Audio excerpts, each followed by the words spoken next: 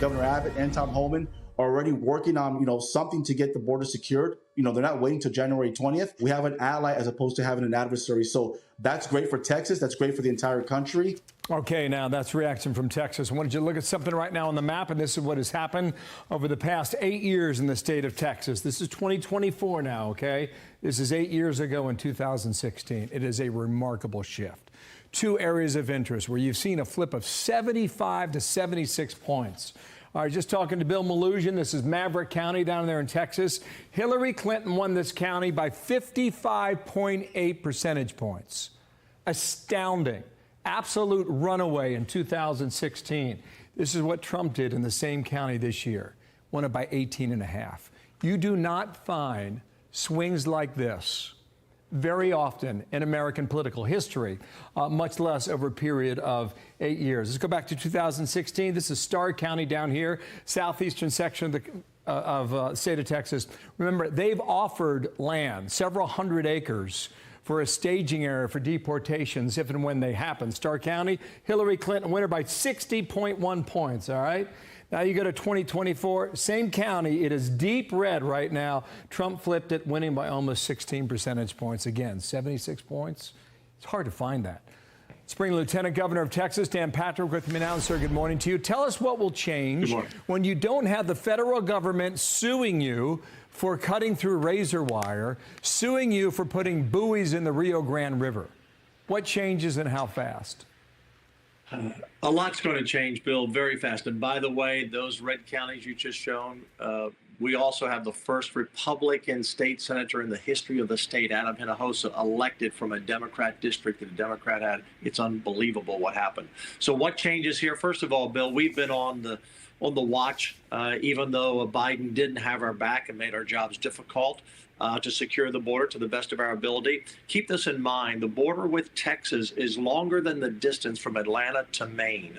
Now, ours is zigzaggy, not a straight line like the East Coast, but that's how much territory we have to cover, about 1,235 miles. We've had the National Guard there. We've had our state troopers there. We put the buoys in the water.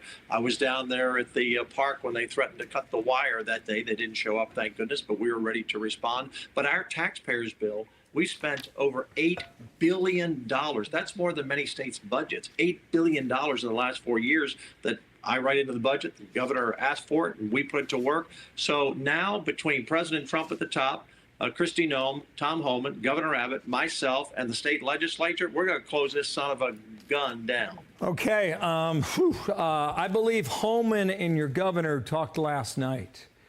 Yes. And you said starting January 20th, it is game on. Here is Homan a bit earlier today on Fox and Friends. Give this a listen. If you want to secure the border, you got to put up border barriers. We've proven border barriers worked. You also got to end catch and release. We got to put the Remain in Mexico program back in. You got the third safe country agreements. And this time we're going to finish the job. Okay. You mentioned the cost, sir. There was an investigation that was done. This number just stuns me. I don't know how they determined it.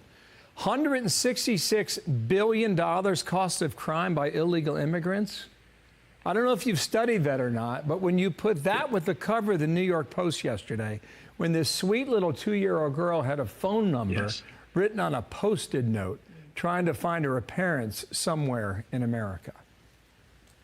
Yeah, Bill, first of all, add in the cost to our medical system, add in the cost to our education system, add in our cost to everything that at one of the 15 to 18 million illegals here that Biden and Kamala Harris led in the country that has cost our American taxpayers and Texas taxpayers. In terms of that little girl, Bill, look, we have seen this. You know, this is a sin. I mean, I'm going to just say it's a biblical sin, in my view, of what what Biden and Kamala Harris did. They let children in here. When President Trump was in office, we took the DNA to try to match with the parents. We also looked at the adult and the child. You know, was the child hesitant? Did they look like they were hugging them? Did they look like they were in fear? We tried under President Trump to protect these children, and we did to the best of our ability. And what did Biden do? He got rid of the DNA testing. He told the Border Patrol, just let them through. So today, as we speak, Bill, there are hundreds of thousands, nearly 300,000, that we don't know where they are because Biden and Kamala Harris didn't care, and they're either being enslaved in some type of work in a sweatshop. They're being sex trafficked, boys and girls, 7, 8, 10 times a day. This is a horrendous torture to these children, 300,000 children, and the blood and the sin is on the hands of Kamala Harris and Joe Biden. You know, the Bible says, if you hurt my child, you might as well have a millstone around your neck. Those two people have millstones around their neck. What they've done to these children is unthinkable. No, it's interesting how elections have a way of crystallizing people and policies. Yes. And it has yet again. Dan Patrick, thank you for your time.